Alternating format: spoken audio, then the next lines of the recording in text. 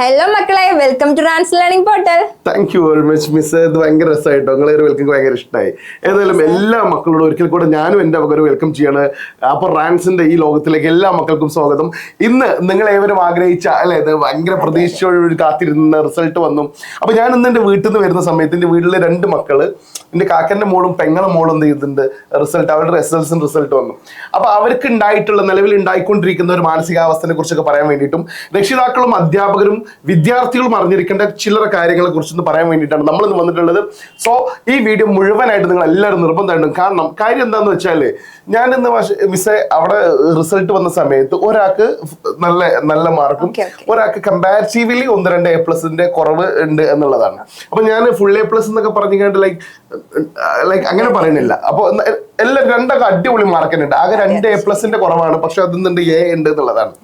പക്ഷെ ഇവരുടെ ഒരു മെന്റാലിറ്റി, ഒരാൾ കിടന്ന് കരയാ, അങ്ങനത്തെ ഒരു സംഗതി.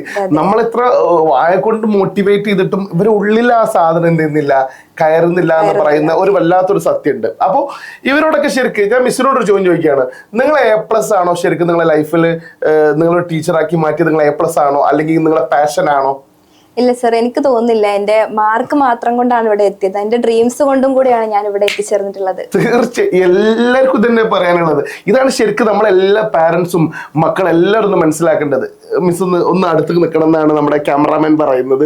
അപ്പോ ലൈക്ക് ഞങ്ങൾ ഒരുമിച്ച് തന്നെ ഇരിക്കുന്നുണ്ട് കേട്ടോ. അപ്പൊ എല്ലാവരും അറിയേണ്ടത് നമ്മുടെ ഡ്രീം എന്താണ്, നമ്മുടെ പാഷൻ എന്താണ്. ഞാൻ എപ്പോഴും പറയും, അതിന്റെ പിറകിൽ മാത്രം നമ്മൾ പോയിട്ട് കാര്യമുള്ളൂ. ഇപ്പൊ മൈക്രോസോഫ്റ്റ്, ആപ്പിള്, അതുപോലെ വലിയ വലിയ കമ്പനികളിലൊക്കെ വലിയ വലിയ ആളുകൾ എന്ത് വർക്ക് ചെയ്യുന്നുണ്ട്. പക്ഷെ അവരൊക്കെ അവരുടെ പിന്നെ നമ്മൾ ഹിസ്റ്ററി എടുത്ത് നോക്കുകയാണെങ്കിൽ എല്ലാവരും ഫുൾ മാർക്ക് മേടിച്ചു വന്ന ആളുകളൊന്നും അല്ല.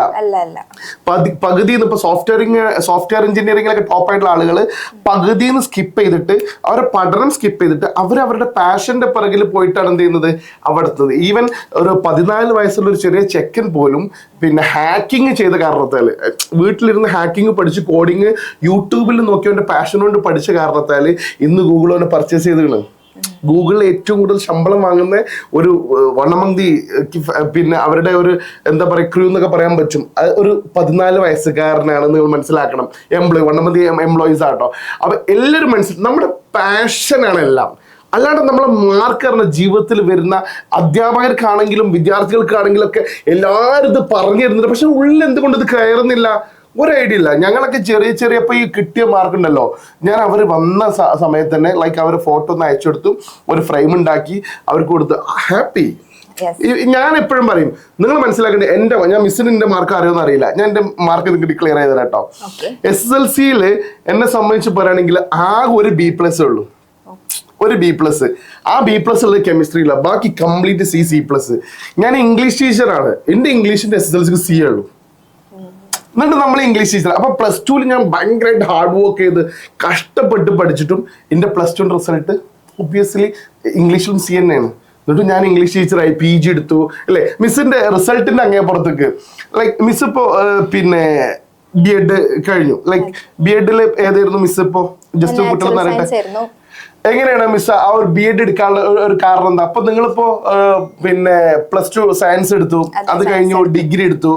ഞാന് എന്തിലേക്ക് എത്തുമെന്ന് ഒരു ഉറപ്പില്ലാതെ എടുത്തതാണ് ഡിഗ്രിയിലേക്ക് എത്തിയത്. എവിടേക്ക് എത്തും എന്താവും ഒരു ഉറപ്പില്ലാതെ എത്തിയതാണ്. അവിടുന്ന് പിന്നെ എന്റെ ഒരു ആഗ്രഹം കൊണ്ടാണ് ഞാൻ ഈ B.Edലേക്ക് എത്തിപ്പെട്ടത്. ഇല്ലേ, നിങ്ങൾക്ക് എത്ര പോലെ ഓപ്ഷൻസ് ഉണ്ടായിരുന്നു. പക്ഷെ നിങ്ങളിപ്പോ സയൻസ് എടുത്തു, ലൈക്ക് അതെടുത്താണ് അങ്ങനെ ഒരു സയന്റിഫിക് മേഖലയിലേക്ക് പോകായിരുന്നു. പക്ഷെ നിങ്ങളെടുത്ത ഏതാണ്? B.Ed എന്ന് പറയുന്നത് ടീച്ചിങ് ആണ്. അപ്പൊ നിങ്ങളുടെ ക്രേസും നിങ്ങളുടെ പാഷനും നിങ്ങളുടെ ആറ്റിറ്റ്യൂഡ് ആയതുകൊണ്ടാണ് നിങ്ങൾ ആ ഒരു സംഗതി സെലക്ട് ചെയ്ത്. ഇതുപോലെ നമ്മളെ മാർക്ക് ലൈഫിൽ നമ്മൾ ഡിഫൈൻ ചെയ്യുന്നില്ല എന്നുള്ളതാണ്. നമ്മുടെ ക്വാളിറ്റിയാണ് നമ്മൾ എല്ലാവരും ഡിഫൈൻ ചെയ്യുന്നതും നമ്മൾ ഡിസൈൻ ചെയ്യേണ്ടതും നമ്മളെ ക്വാളിറ്റീനെയാണ്. നമ്മളൊരു ബിസിനസ് ചെയ്യണമെങ്കിൽ മിസ്സേ, ഞാൻ എപ്പോഴും കുട്ടികളോട് പറയുന്ന കേട്ടോ, നമ്മളൊരു പഠിക്കുന്ന സമയത്ത് നമ്മൾ സ്ട്രോങ് ആക്കേണ്ടത് നമ്മൾ വീക്ക് പോയിന്റ് ആണ്. പക്ഷെ ആഫ്റ്റർ സ്റ്റഡി, അതായത് പഠനത്തിന് ശേഷം നമ്മൾ സ്ട്രോങ് ആക്കേണ്ടത് നമ്മൾ വീക്ക് പോയിന്റ് അല്ല, നമ്മളെ സ്ട്രെങ്തനാണ് നമ്മൾ സ്ട്രോങ് ചെയ്യേണ്ടത്. ഇപ്പൊ ഈവൻ ഒരു ബിസിനസ് എന്ന് പറയുന്ന സംഗതി നിങ്ങൾ ചെയ്യുന്ന ആളാണെങ്കിലും ആ ബിസിനസ് ചിലപ്പോൾ ചില ആളുകൾ ചിലപ്പോൾ അടക്ക വെക്കലേക്കും അവൻ്റെ ഒരു പാഷന്.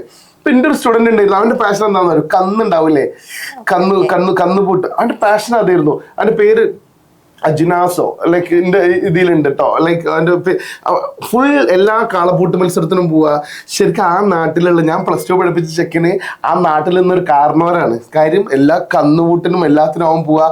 അവന് കന്നുകൂട്ടില് പൈസക്കാരെ കൂടുതൽ ആ ഒരു മേഖലയിൽ ഭയങ്കര സംഭവം. എങ്ങനെയാ പറയാന്ന് പറഞ്ഞു വെച്ചാല് ഉള്ള കന്നുകളെ വാങ്ങുക വിൽക്കുക. അവന്റെ കന്നിനൊക്കെ ഭയങ്കര കന്ന് മീൻസ് ഈ കാളപ്പൂട്ടുണ്ടാവില്ലേ, സത്യത്തില് പഠിക്കുന്ന ഓഫ്കോഴ്സ് പഠിക്കുന്ന സമയത്ത് അവനെ കുറിച്ച് ഞങ്ങളെ സീനിയേഴ്സ് ടീച്ചേഴ്സ് ഒക്കെ പറഞ്ഞു തന്നത്, അവന് ഇപ്പോൾ നമ്മൾ ക്ലാസ്സിൽ എക്സാം കൂടെ നടക്കുന്ന സമയത്ത് എക്സാം ഹാൾ നമ്മൾ കോളേജ് അവിടെ പുത്തനത്താണ് ഒരു കോളേജിലാണ് പഠിപ്പിച്ചിരുന്ന ആ സമയത്ത്. അപ്പൊ കോളേജിൽ ഞങ്ങളെല്ലാവരും ഭയങ്കര എക്സാം ഡ്യൂട്ടി ഒക്കെ നടത്തി ഒരു ലെഷർ ടൈമിൽ പുറത്തൊക്കെ ഇറങ്ങി ബ്രേക്കിൽ വരുന്ന സമയം ഉണ്ടായിരുന്നു. ആ സമയത്ത് ഇവൻ പോകുന്നുണ്ട് ഒരു കന്ന് കൂട്ടാൻ വേണ്ടിയിട്ട്. അത് ഞങ്ങൾക്ക് തലയിലേക്ക് കെട്ടിട്ട് ചാറ്റൊക്കെ തന്നിട്ടാണ് പോകുന്നുണ്ടോ. അപ്പൊ പ്രിൻസിപ്പൾ പറയാണ്, ഇവനെ നമ്മൾ എത്ര പഠിപ്പിച്ചിട്ടും കാര്യമില്ല, ഓന്റെ ഈ പോത്തിന്റെ പിറകിലെ പോകുള്ളൂ എന്നൊക്കെ പറഞ്ഞാണ്ട് കളിയാക്കി. ഇന്ന് ഞാനും പ്രിൻസിപ്പളൊക്കെ ശരിക്കും അവനെ ഇതുപോലെ പല സമയത്തും എന്തെങ്കിലും എടുത്ത് പറയലുണ്ട് എന്നുള്ളതാണ്. അപ്പൊ നമ്മുടെ മാർക്കോ അവന്റെ മാർക്കൊന്നുമല്ല അവന് ഡിഫൈൻ ചെയ്യുന്നത് എന്നുള്ളതാണ്. പഠിക്കാൻ 5 പൈസക്ക് ഇല്ലാത്ത എന്നൊക്കെ പറയാൻ പറ്റുന്ന ലെവലിലുള്ള ഒരു സ്റ്റുഡന്റ് നമ്മളെ ഇതിലുണ്ട്. പക്ഷെ ഒരിക്കലും അങ്ങനെ പറയില്ല, ആഗ്രഹമുണ്ട് പഠിക്കണമെന്ന്. പക്ഷെ ഇന്ന് ഭയങ്കര ഫേമസ് ആയിട്ടുള്ള ഒരു സിംഗറാണ്, എന്റെ സ്റ്റുഡന്റ് ആണ്. ഞാൻ എപ്പോഴും പറയാം, അവന്റെ പേരൊക്കെ രസമായിട്ട് ഞാൻ പറയുന്നുണ്ടോ, അവനക്ക് ഇഷ്ടമാട്ടോ ഞാൻ ഈ പറയുന്നത്. അജ്മൽ സിനാൻ എന്ന് പറയുന്ന ഒരു ഭയങ്കര പാട്ടുകാരനുണ്ട്, എന്റെ സ്റ്റുഡന്റാ. പഠിക്കാൻ സത്യത്തില് എന്താ പറയാ അത്രക്കും ബാക്ക് ചെയ്യരുത് എന്ന് പറയാൻ പറ്റും. പക്ഷെ അവന്റെ പാഷൻ എന്താണ്, പാട്ട് പാടുക എന്നുള്ളതാണ്. അപ്പൊ ഇന്ന് അവനിപ്പോ എത്രയോ അവന്റെ മില്യൺ കണക്കിന് വ്യൂസ് ആണ്, അവൻ കയ്യിൽ നിന്ന് ഇൻകം. അവന്റെ ഒരു പാട്ട് കേൾക്കാൻ വേണ്ടിയിട്ട് എത്രയോ കോളേജുകൾ അവനെ വിളിച്ചുകൊണ്ട് പോകുന്നുണ്ട്. അപ്പൊ എല്ലാം നമ്മുടെ പാഷനാണ് എന്നുള്ളതാണ്. ഈവൻ ടൊവിനോ തോമസ് എന്ന് പറയുന്ന ഒരു ആക്ടർ ഉണ്ട്, നിങ്ങൾക്ക് അറിയാം, ടൊവിനോനെ അറിയാം. അവന് എന്തിലായിരുന്നു, എഞ്ചിനീയറിംഗ് ബിടെക് ചെയ്തായിരുന്നില്ലേ. ബിടെക് ചെയ്ത് സ്കിപ്പ് ചെയ്തിട്ടാണ് വന്നത് എന്നുള്ളത് ഞാൻ അറിഞ്ഞത്. അത് സ്കിപ്പ് ചെയ്തു, തിരിച്ചു വന്നു. സപ്പോർട്ട് ചെയ്യാൻ ആരുണ്ടായിരുന്നു, ബ്രദർ ഉണ്ടായിരുന്നു, അവൻ്റെ ഒരു ബ്രദർ ഉണ്ടായിരുന്നു. ആ അങ്ങനെ ആ ഒരു സപ്പോർട്ട് കാരണത്താൽ അവിടുന്ന് ഫേമസ് ആക്ടറായി എന്ന് പറയുന്നതാണ്. അപ്പൊ എല്ലാം ഡിപ്പെൻസ് അപ്പോൺ നമ്മൾ എന്താണ്, പിന്നെ എഫേർട്ടാണ് നമ്മൾ എടുക്കുന്ന, നമ്മുടെ പാഷനാണ്. അറൗണ്ട് ഇപ്പൊ നമുക്കറിയാൻ പറ്റും 99.5% അല്ലെ, 5% ഇപ്പൊ നമുക്ക് ഈ വർഷത്തെ റിസൾട്ട്. ഏറ്റവും കൂടുതൽ ഏത് ജില്ലക്കാ miss full A plus? Malappuram ജില്ലക്കാണ് സാർ. അത് റിസൾട്ട് ഉള്ളത് നമ്മുടെ മലപ്പുറം ജില്ലക്കാണ്. നമ്മുടെ മലപ്പുറം ജില്ല. അപ്പൊ നിങ്ങൾ മനസ്സിലാക്കണം, ഞാനും മിസ്സൊക്കെ എവിടെയാണ്, മലപ്പുറത്തുകാരാണ് നിങ്ങൾ മനസ്സിലാക്കണം കേട്ടോ. അപ്പൊ ഞങ്ങൾ മലപ്പുറത്തുകാർ പൊതുവെ അങ്ങനെയാണ്. അപ്പൊ നമ്മളെ കുഴപ്പമില്ലല്ലോ കേട്ടാ, ശ്രദ്ധിക്കാം. പക്ഷെ ഞാൻ എന്റെ കേസ് വളരെ വീക്കാട്ടോ.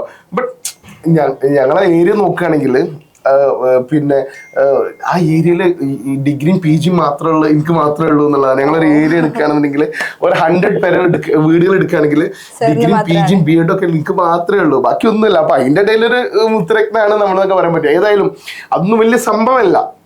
എന്റെ മാർക്കില്ലായ്മയോ അല്ലെങ്കിൽ എന്റെ മാർക്ക് എന്നെ ഒരിക്കലും ഡിഫൈൻ ചെയ്തിട്ടില്ല. കാര്യം ഞാൻ പഠിപ്പിച്ച മക്കളെ വെച്ച് നോക്കുകയാണെങ്കിൽ വൺ ക്വാളിഫൈഡ് ഇംഗ്ലീഷിൽ ഡോക്ടറേറ്റ് എടുത്തവരൊക്കെ എന്താണ്, എന്റെ സ്റ്റുഡന്റ് ആണ് എന്നുള്ളതാണ്. അപ്പൊ ഇപ്പൊ മിസ് ക്ലാസ് എടുക്കുന്നുണ്ട്, മിസ്സോടെ ക്ലാസ് എടുക്കുന്നുണ്ട്. മിസ്സിന്റെ എനിക്ക് തോന്നുന്നു മിസ്സിനേക്കാൾ കാലിബർ ഉള്ള, എന്നേക്കാൾ കാലിബർ ഉള്ള ഒരുപാട് കുട്ടികൾ അവിടെ ഉണ്ട് അല്ലേ, നമ്മൾ പഠിപ്പിക്കുന്നവരും എല്ലാം ഉണ്ട്, തീർച്ചയായിട്ടും ഉണ്ട് എന്നുള്ളതാണ്. മിസ് അതിനെ കുറിച്ച് എന്താ മിസ്സിന്റെ അഭിപ്രായം പറഞ്ഞാണ്? എനിക്ക് വളരെ സന്തോഷമുള്ള ഒരു കാര്യമാണത്. ചില കുട്ടികളൊക്കെ നമ്മൾ പഠിപ്പിക്കുമ്പോൾ നമ്മളെ കൂടുതൽ റെഫർ ചെയ്യാൻ വേണ്ടിയിട്ട് പ്രേരിപ്പിക്കുന്ന പോലെയാണ് ഓരോ കുട്ടികളുടെ ഇങ്ങോട്ടുള്ള ഒരു റെസ്പോൺസ് എന്ന് പറയുന്നത്. എനിക്കും വളരെ സന്തോഷമുള്ള ഒരു കാര്യമാണത്. അവരുടെ ചോദ്യങ്ങളൊക്കെ ആണെങ്കിൽ കാര്യം നമ്മളൊക്കെ പഠിക്കുന്ന കാലത്ത് എനിക്കറിയില്ല, ഞാൻ പഠിക്കുന്ന NMMS എന്ന് പറയുന്ന എക്സാം USS ഒക്കെ ഉണ്ടാവും. പക്ഷെ എന്റെ ഓർമ്മയിലെ അങ്ങനത്തെ എക്സാമുകളൊന്നും ഇല്ല. ബൈ ദ വേ ആ ഒരു USS എന്ന് പറയുന്ന എക്സാം ഒക്കെ എഴുതുന്ന കുട്ടികളുടെ കാലിബർ ഒക്കെ നിങ്ങൾ കാണണം, വേറെ ലെവലാണ് എന്നുള്ളതാണ്. ഞാൻ ഗിഫ്റ്റഡ് ചിൽഡ്രൻ എന്ന് പറയും, അതിൽ നിന്ന് സെലക്ട് ചെയ്ത കുറച്ച് ആളുകളുണ്ട് അല്ലെ, അവർക്ക് ഞാൻ ക്ലാസ് എടുക്കാൻ വേണ്ടി പോകുന്നുണ്ട്.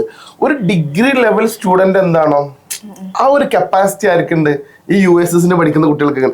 അപ്പൊ ഓരോരുത്തരും ഫോക്കസ് എവിടെ ചെയ്യുന്നോ അവിടെ അയാൾക്ക് എന്ത് ചെയ്യാൻ പറ്റും, വിജയിക്കാൻ പറ്റും എന്നുള്ളതാണ്. 8ാം ക്ലാസ്സിൽ പഠിക്കുന്ന ഒരു കുട്ടിക്ക് പഠിക്കേണ്ട ഗ്രാമറാണ് ശരിക്കും USS പഠിക്കുന്ന ഒരു കുട്ടിക്ക് ശരിക്കും ഞാൻ പറയും അയാളൊരു പിന്നെ നമ്മളെ സാധാരണ കേരള PSCന്റെ എക്സാം ഇല്ലേ, ജനറൽ PSCന്റെ എക്സാം ഉണ്ടാവില്ലേ, അതിൽ LDന്റെ എക്സാം ഉണ്ടാവില്ലേ, ലാസ്റ്റ് ഗ്രേഡിന്റെ എക്സാം ഉണ്ടാവും, അത് എഴുതിയാൽ ആ കുട്ടികൾക്ക് കിട്ടുന്ന. USS പഠിക്കുന്ന ഒരു കുട്ടി നമ്മൾ ലാസ്റ്റ് ഗ്രേഡിന്റെ എക്സാം എഴുതി കഴിഞ്ഞാൽ അത് കിട്ടും, ഡെഫിനറ്റ് ആയിട്ട് കിട്ടും. കാര്യം ആ കുട്ടി പഠിച്ചത് മാത്രമേ ഇവിടെ ചോദിക്കുന്നുള്ളൂ, ഈ എക്സാമിന് ചോദിക്കുന്നുള്ളൂ എന്നുള്ളതാണ്. പക്ഷെ അവർക്ക് ആ ഏജിൽ എന്തില്ല, ഇത് എഴുതാനുള്ള അവസരം ഇല്ലാത്തതാണ്. നമ്മൾ ആലോചിക്കട്ടെ, 10ാം ക്ലാസ് പഠിക്കുന്ന ഒരു വിദ്യാർത്ഥി 10 വിഷയം പഠിക്കുന്നുണ്ട്. അതെ, ശരിയാ. ഇത് കേട്ടുകൊണ്ടിരിക്കുന്ന ഒരു അധ്യാപകനും ഒരു വിദ്യാർത്ഥിയും അല്ലെങ്കിൽ ഒരു പാരന്റും നിങ്ങളെ കൊണ്ട് നടക്കുമോ ഒരു 10 വിഷയം അറ്റ് എ ടൈമിൽ പഠിക്കാൻ? ഇപ്പൊ മിസ്സിന് തന്നെ ഇനി നടക്കുമോ? നിങ്ങൾ തന്നെ ആലോചിക്കുക, ഇനി ഒരു 10 വിഷയം പഠിക്കണം എന്ന് പറഞ്ഞാൽ നിങ്ങൾ നടക്കുമോ? നടപടിയാവോ? എനിക്ക് കഴിയും തോന്നണില്ല. ഇല്ല. നമ്മളെല്ലാം എന്ത് ചെയ്തു, ഒരു ഡീവിയേഷന്റെ ഭാഗമായിട്ട് 10 പഠിച്ചു.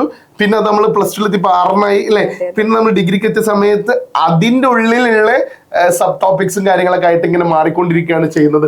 അപ്പൊ 10ാം ക്ലാസ് പഠിക്കുക എന്ന് പറഞ്ഞൊക്കെ വെച്ചാൽ ഭയങ്കര സംഭവമായിരുന്നു. ഒരു പ്രൈമറി ഏരിയ എന്ന് പറയുന്നത് അല്ലെ? എന്നിട്ട് നമ്മൾ പറയുന്നുണ്ട് പ്രൈമറി നമ്മൾ കഴിഞ്ഞു, സെക്കൻഡറി ആണ് നമ്മൾ വിട്ടുപോയത് അല്ലെ? സെക്കൻഡറി സ്കൂൾ ലിവിംഗ് സർട്ടിഫിക്കറ്റ് ആണ് SSLC എന്ന് പറയുന്നത്. അപ്പോൾ ഈ 99.5% ജയിച്ചിട്ടുണ്ടെങ്കിൽ അതിൽ 5% ഫെയിലിയർ ഉണ്ട് എന്നുള്ളതാണ്, തോൽവിയുണ്ട്. അപ്പൊ അവർക്ക് അവസ്ഥ എന്തായിരിക്കും? എനിക്ക് തോന്നുന്നു അവർ ഭയങ്കര ചിരിച്ചാഘോഷിക്കുക. കാരണം ഈ മാർക്ക് കിട്ടിയ കുട്ടികളായിരിക്കും ഒരു പക്ഷെ എന്താകുന്നത് അറിയോ, ടെൻഷൻ അടിച്ചിട്ട് നെക്സ്റ്റ് എന്താ അതിനെ കുറിച്ച് ആലോചിച്ച് ഇവര് വേറെ ടെൻഷനൊക്കെ അടിച്ചിക്കാണ്ടല്ലേ ഞാൻ അതിനെ കുറിച്ച് സെലക്ട് ചെയ്യും, എന്തിലേക്ക് പോകും, അങ്ങനെയുള്ള ടെൻഷനിലായിരിക്കും അവരിയ്ക്കുന്നത്.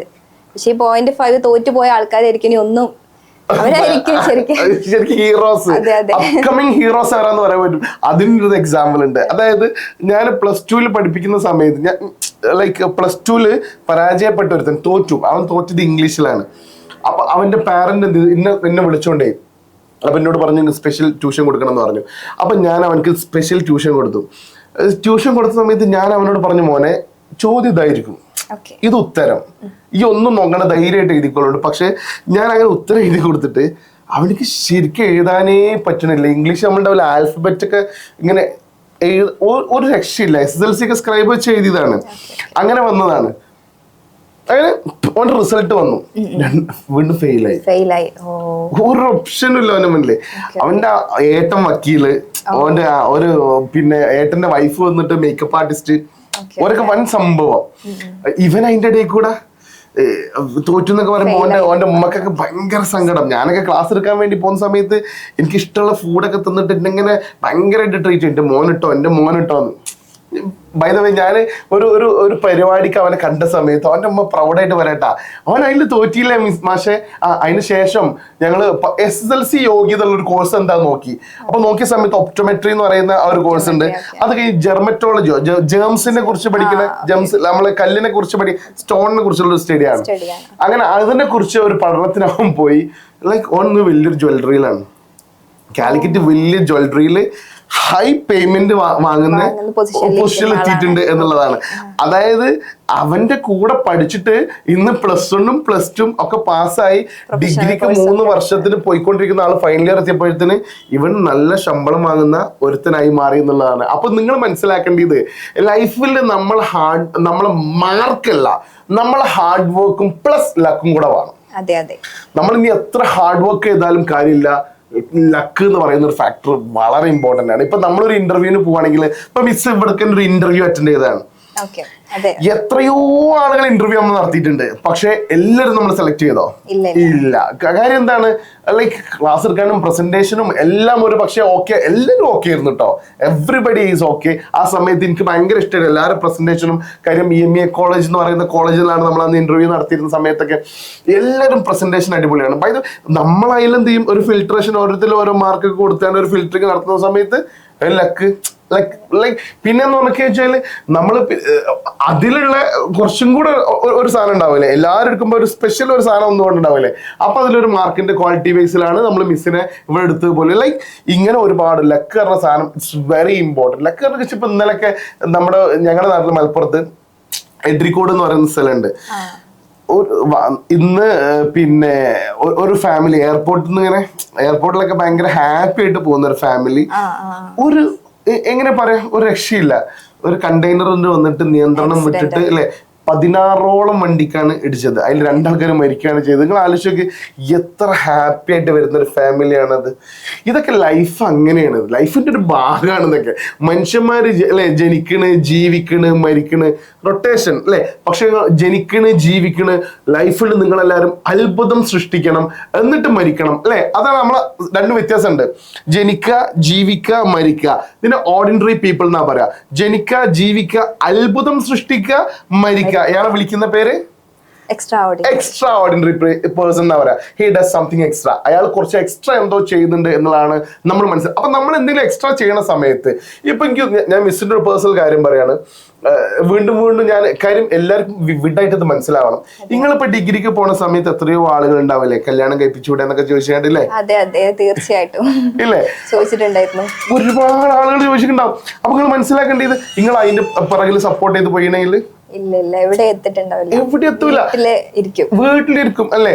അപ്പൊ ഇതെന്താണ് ഡ്രീമിനനുസരിച്ചും നമ്മുടെ പാഷൻ അനുസരിച്ചും അല്ലെ. അപ്പൊ മുന്നില് നമ്മൾക്ക് ഒരു ഡ്രീമോ എയിമോ ഗോളോ അല്ലെ അതൊക്കെ ഉണ്ടെങ്കിൽ നമ്മൾ ഉദ്ദേശിച്ച പൊസിഷനിൽ നമുക്ക് എത്താൻ പറ്റും. ഒന്നുമില്ല, എല്ലാവരും ഇപ്പൊ സാധാരണ ഒരു ഡിസിഷൻ ഒരു കുട്ടി എടുക്കുക. ഇപ്പൊ റിസൾട്ട് വന്ന സ്ഥിതിക്ക് ഇതെല്ലാവരും നിർബന്ധമായിട്ടും വാച്ച് ചെയ്യണമെന്ന് പറയാനുള്ള കാര്യം എന്താന്ന് വെച്ചാല് ഇതിൽ ഒരുപാട് കാര്യങ്ങൾ പറയുന്നുണ്ട് എന്നുള്ളതാണ്. ഇപ്പൊ നിങ്ങളുടെ നാട്ടിൽ നിങ്ങൾ റിസൾട്ട് വന്നു, നിങ്ങൾക്ക് എത്ര A+ ഉണ്ടായിരുന്നു? ഫുൾ A+ ആയിരുന്നു. എനിക്ക് തോന്നുന്നു 5 A+ ആയിരുന്നു അല്ലെ. 5 A+ ആയിരുന്നു മിസ്. എനിക്ക് മിസ്സിന്റെ അനിയത്തിനെ ഞാൻ പഠിപ്പിച്ചിട്ടുണ്ട് അല്ലേ. അവൾക്ക് അന്ന് ഫുൾ A+ ഉണ്ടായിരുന്നു.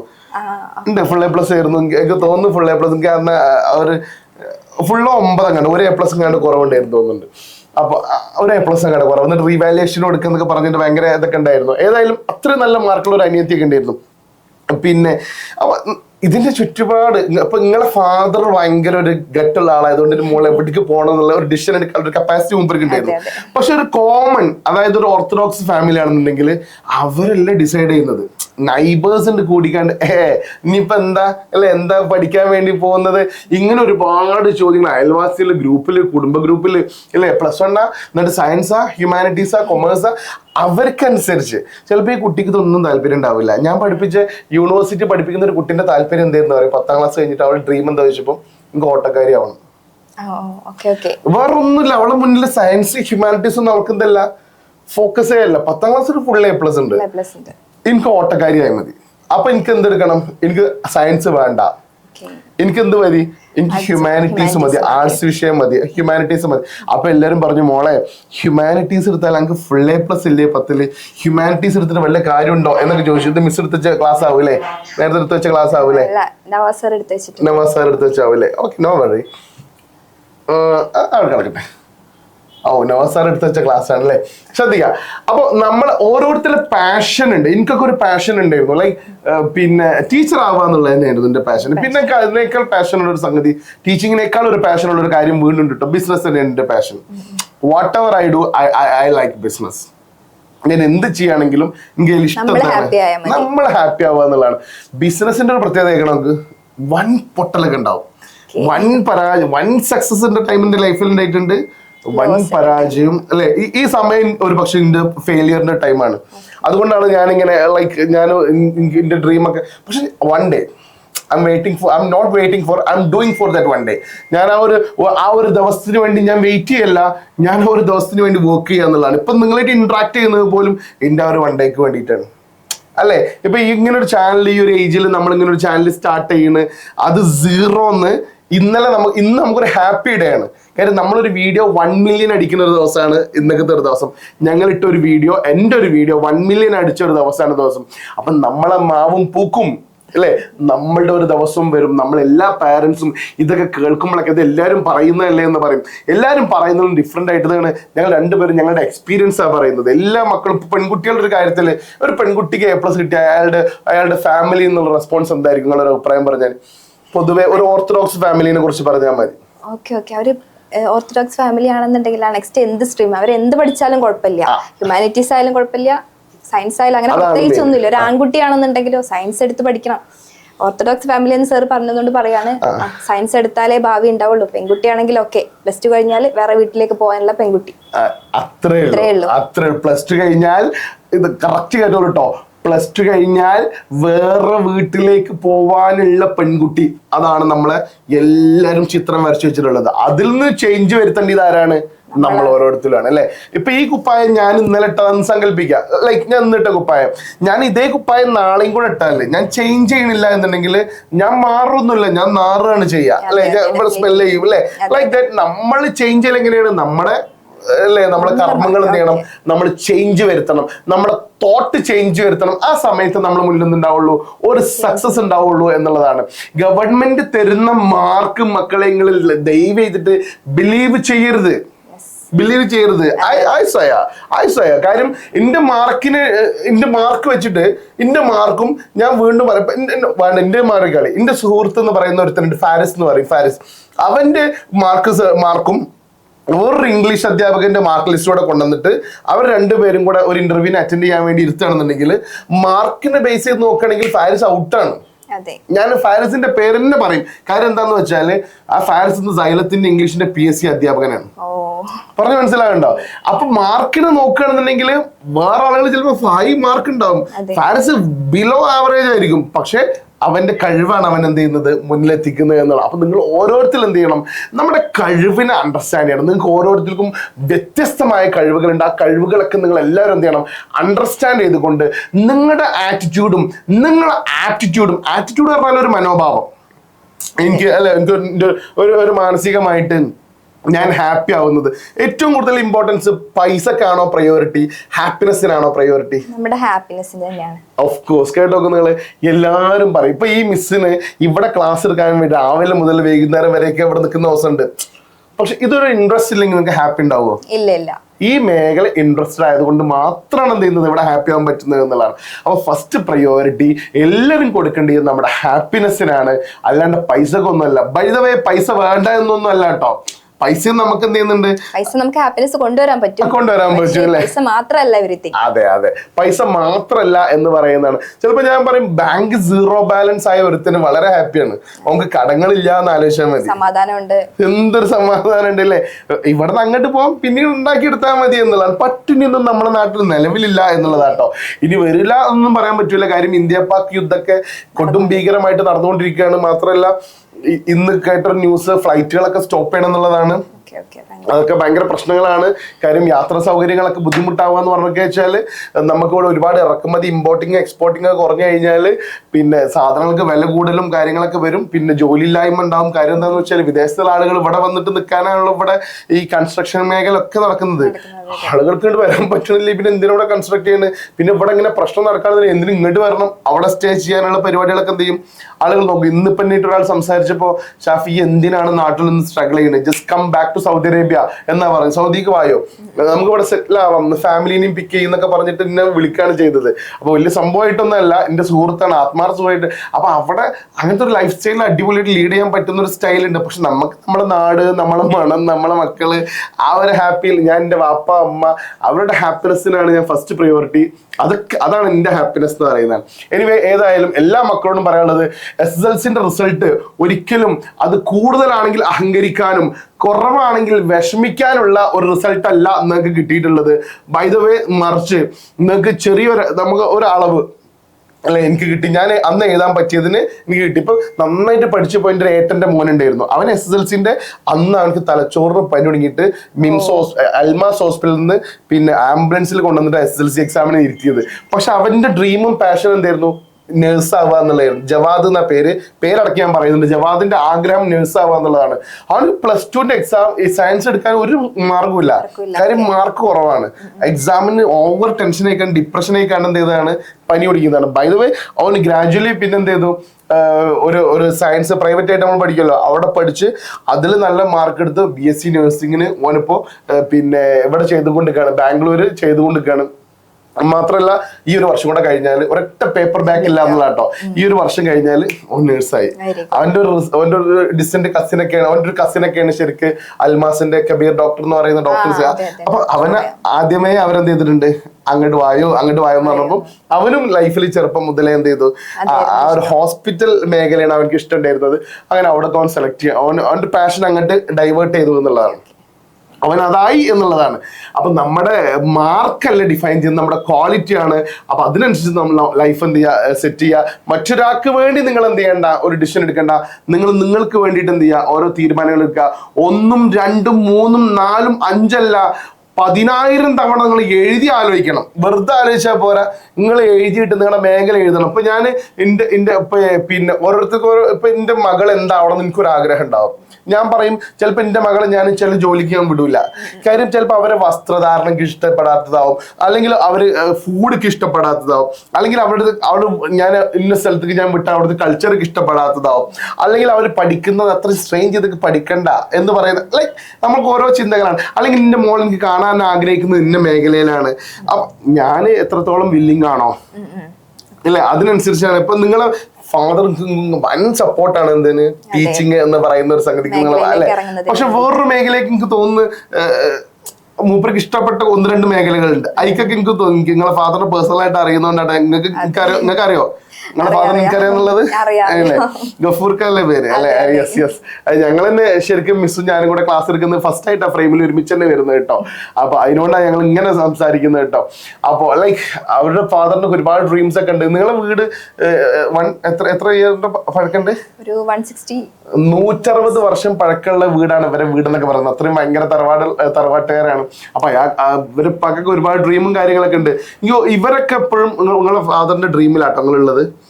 അന്ന് പറഞ്ഞിട്ടുണ്ട് എന്നോട്, വർഷങ്ങൾക്ക് മുന്നേ പറഞ്ഞിട്ടുണ്ട്, എന്റെ മോളെ പിന്നെ നിങ്ങൾ ഫറൂഖ് കോളേജിൽ പഠിപ്പിക്കണം എന്നായിരുന്നു, അല്ലെങ്കിൽ PSMO അന്നിനോട് നിങ്ങൾ എവിടെ പഠിച്ചിരുന്നു?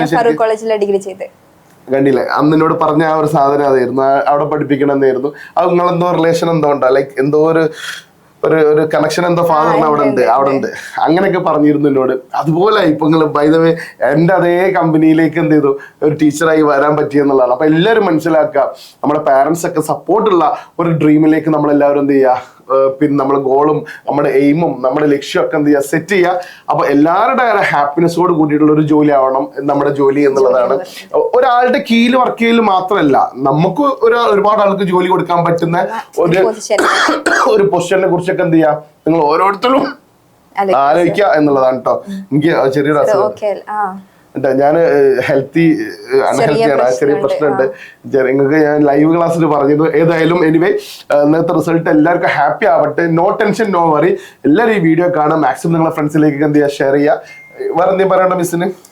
ഇതൊരിക്കലും നിങ്ങളൊരു എൻഡിങ് അല്ല, ഒരു സ്റ്റാർട്ടിംഗ് ആണ്. ഓക്കെ അല്ലെ, എല്ലാരും പറയും ലൈഫ് നിയന്ത്രിക്കുന്നത് SLC ആണെന്ന്. അങ്ങനെയൊന്നുമല്ല. ഒരുപാട് ഇംപെർഫെക്ഷൻസ് ഉണ്ടാവും, പക്ഷെ അതായിരിക്കും നിങ്ങളുടെ പെർഫെക്ഷൻസ്, അതായിരിക്കും നിങ്ങളെ യുണീക്ക് ആക്കുന്നത്. Of course. അപ്പൊ അങ്ങനെ യുണീക്ക് ആവട്ടെ, നിങ്ങൾ ഓരോരുത്തരും ഉഷാറാവട്ടെ എന്ന് ആശംസിച്ചുകൊണ്ട് ഈ വീഡിയോ ഇവിടെ നമ്മൾ എന്ത് ചെയ്യാണ്, വൈൻഡ് അപ്പ് ചെയ്യാണ് അല്ലേ. താങ്ക് യു വെരി മച്ച് എല്ലാവരോടും. മിസ്റ്റർ താങ്ക് യു പറയും. Thank you, by.